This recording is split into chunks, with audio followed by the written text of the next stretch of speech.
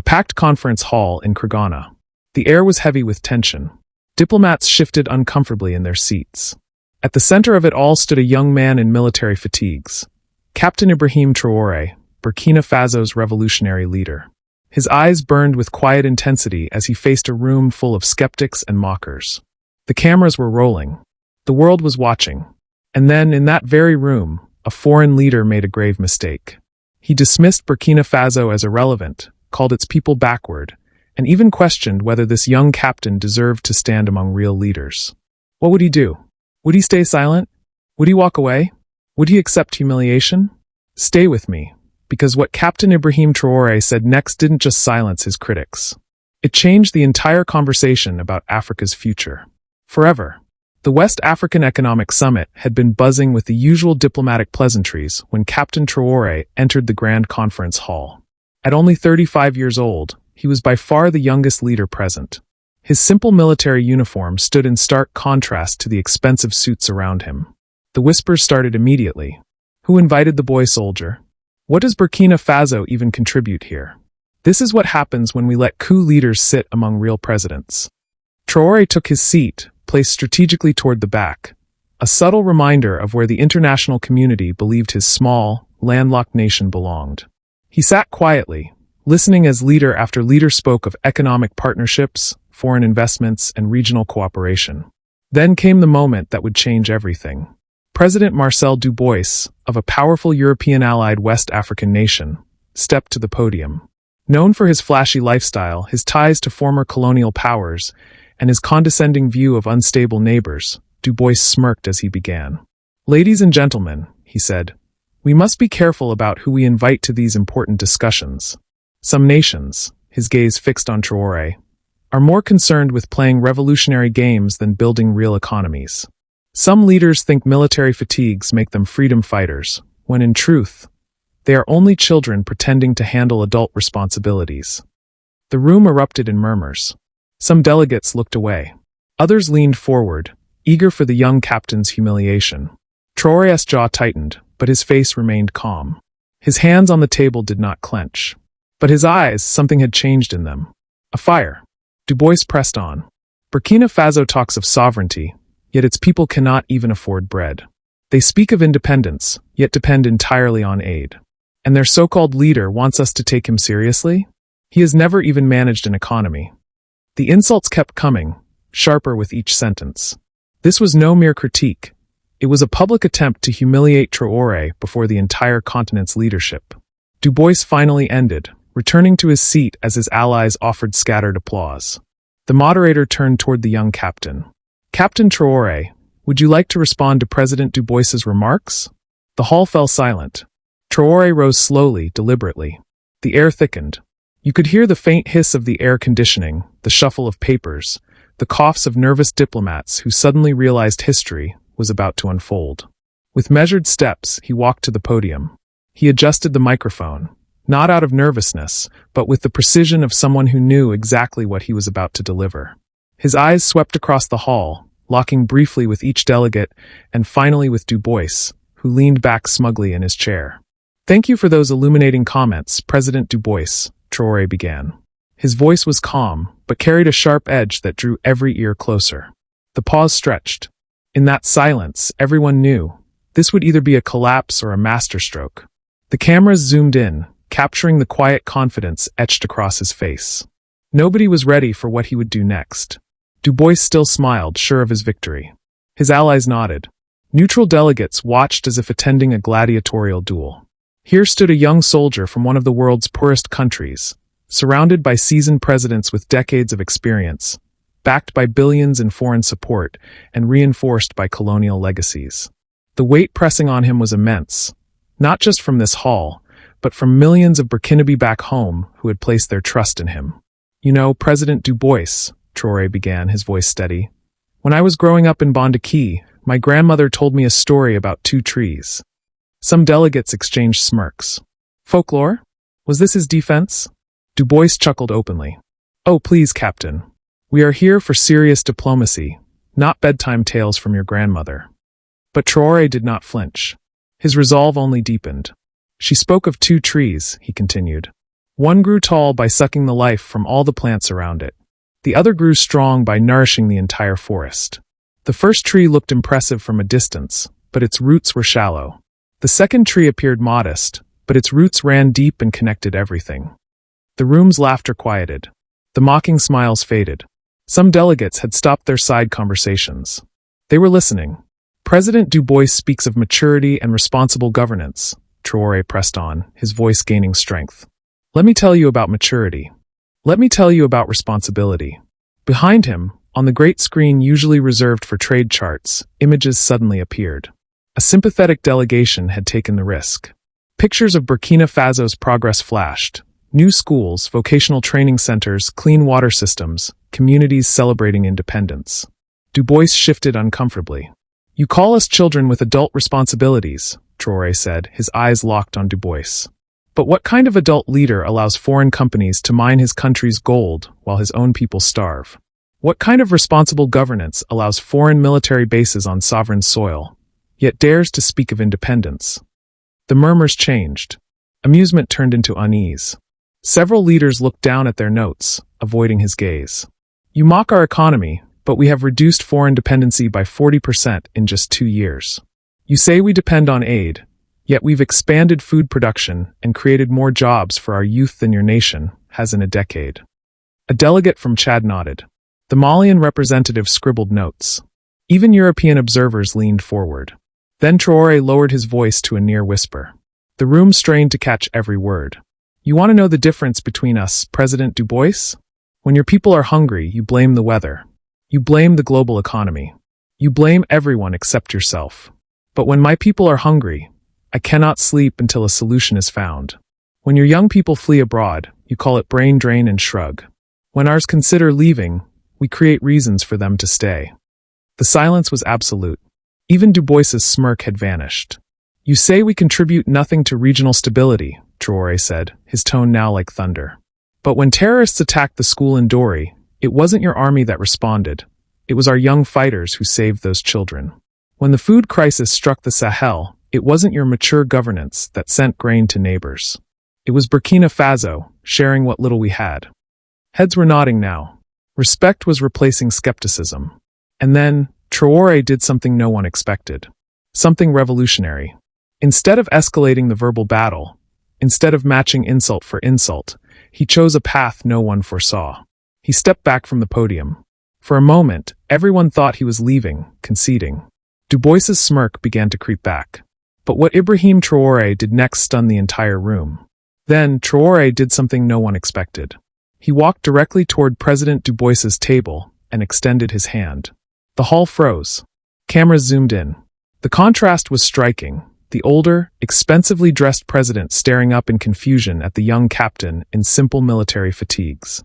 President Du Bois, Traore said clearly, his voice carrying across the silent room. I want to thank you. Du Bois blinked, startled. Thank me?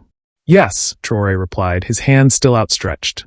Because you've just given me the perfect opportunity to show this room what real leadership looks like. Reluctantly, almost instinctively, Du Bois took the hand. The handshake sealed the moment. But Traore wasn't really speaking to Du Bois anymore. His words were aimed at everyone in the hall. Ladies and gentlemen, he declared, his grip firm but not aggressive. President Du Bois represents the old way of thinking about Africa. A way that says we must tear each other down in order to rise. A way that measures our worth by how much we can mock our neighbors' struggles while hiding our own failures. Still holding the handshake, Traore turned his body toward the delegates. But I represent a different vision. An Africa that lifts each other up. An Africa that speaks truth to power, even when that power hides behind expensive suits and foreign backing. An Africa that proves we don't have to be enemies just because we choose different paths. The transformation in the room was visible. Delegates who had been lounging indifferently were now sitting upright. The mocking whispers had given way to focused silence. Even some of Du Bois's allies shifted uncomfortably in their seats. President Du Bois, you asked what Burkina Faso contributes to regional stability, Traore continued, finally releasing the handshake but never breaking eye contact. Allow me to show you. What happened next would echo through diplomatic circles for years. Traore pulled out his phone, not to make a call, but to connect a live video stream to the conference's main screen. Suddenly, the giant display lit up with images from Ouagadougou, the capital of Burkina Faso. The hall watched in silence as thousands of young people filled the screen, not protesting, not idling, but working, building, creating. The feed showed youth at construction sites, raising new schools from the ground. Technology hubs where young Burkinabe were learning coding and digital skills. Agricultural cooperatives where farmers were using modern techniques to feed their communities. This, Traore said with quiet pride, is our contribution. Hope. The revolutionary idea that Africa's youth need not choose between poverty at home and exile abroad. The belief that true independence means making decisions for our people, not for foreign interests. The silence shifted. It was no longer the silence of tension. It was the silence of deep reflection. But Traore wasn't done. He turned back toward Du Bois, whose arrogance had now melted into unease. "You called me a child playing with adult responsibilities," Traore said firmly. "You are right about one thing, I am young. But I am uncorrupted. I am uncompromised. I am not shackled by promises made to outsiders who do not live in Africa, yet claim the right to own our resources." He gestured toward the screen, still showing the youth of Burkina Faso at work. "Those young people you see, building their future with their own hands, they are not children. They are Africa's future. And they are staying, not because they cannot leave, but because they believe in what we are creating together." The emotional weight in the room was undeniable. Some delegates were visibly moved. The cameras even captured tears in the eyes of seasoned diplomats. The conference hall, once filled with skepticism and condescension, now carried the energy of a spiritual awakening. As Traore walked back toward his seat, he paused at the podium one final time. "President Du Bois, you can mock our youth. You can mock our struggles. You can mock our simplicity. But you cannot mock our results. You cannot mock the hope we have restored.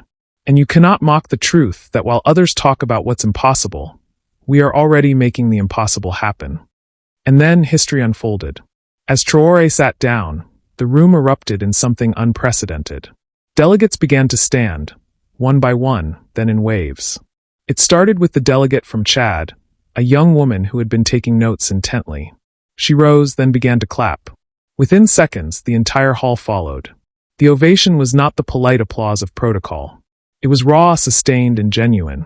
President Du Bois sat frozen, his face stiff with the realization that his carefully crafted humiliation had backfired spectacularly. His allies exchanged uneasy glances, unsure whether to defend him or join the rising tide of respect for the young captain. The applause thundered on for nearly 5 minutes. When the hall finally calmed, the veteran moderator, his voice thick with emotion, leaned into his microphone. "Ladies and gentlemen," he said, "in 30 years of diplomatic service, I have rarely witnessed such authentic leadership." But this was only the beginning. Over the following days, the atmosphere of the summit transformed. Instead of queuing for private meetings with the established power brokers, delegates sought out Captain Traoré. They wanted to understand how Burkina Faso was achieving results that wealthier, more internationally supported nations had failed to deliver. The president of Ghana pulled him aside. "Captain," he said, "we've battled youth unemployment for years. How did you create so many opportunities so quickly?" The delegate from Senegal pressed him about Burkina Faso's agricultural innovations. The representative from Benin asked about his anti-corruption programs. Even European observers, once skeptical, requested private consultations. But this time, the conversations were not about extraction. They were about genuine collaboration. Meanwhile, President Du Bois found himself increasingly isolated. Meetings he had scheduled were quietly cancelled as leaders chose instead to engage with the young revolutionary he had tried to belittle. The tables had completely turned. But the most powerful moment came on the final day of the summit. The moderator announced an unplanned addition to the program. President Du Bois himself had requested to speak one last time. The man who approached the podium was not the same one who had mocked Traoré days earlier. His shoulders seemed less square. His voice, stripped of arrogance, carried a tone of humility. "Ladies and gentlemen," he began, "I want to say something that does not come easily to men of my generation, or my position." He paused, looked directly at Captain Traoré. "I was wrong." The words reverberated through the hall. Gasps, stunned silence, and then murmurs of disbelief. In African diplomacy, apologies from powerful presidents to younger counterparts simply did not happen. "Captain Traoré," Du Bois continued, You have shown me that leadership is not about age or wealth or resources. It is about vision, integrity, and the courage to fight for your people. I mocked what I did not understand. I ridiculed what I was too afraid to attempt. And today I acknowledge that I was wrong. The final blow to the old order came with his next words. I would be honored if Burkina Faso would share some of its innovations with my nation. We have much to learn from you. The applause this time was different, softer, more reverent. It was the sound of transformation. And the legacy did not stay in that room. Clips of Traoré's speech spread across Africa like wildfire. From Dakar to Nairobi, from Cairo to Johannesburg, young people replayed his words about uncorrupted leadership and homegrown solutions. Universities began case studies on the Burkina Faso model. International organizations re-evaluated their strategies. And across the continent, young leaders found their courage, inspired by the captain who had dared to speak truth to power. The mockery meant to diminish had instead elevated. The insults designed to wound had instead inspired. The young soldier dismissed as a child had shown an entire continent what true, authentic leadership looks like. The last image from that summit was not of conflict, but of unity. African leaders standing shoulder to shoulder, learning from each other, determined to build the future their people deserve. And that is why the story of Captain Ibrahim Traoré will never be forgotten. If this story inspired you, subscribe for more powerful stories of Ibrahim Traoré. Share this message so others can feel the strength of true leadership and see how one moment of integrity can transform an entire continent. This is what happens when truth speaks to power. And power has no choice but to listen.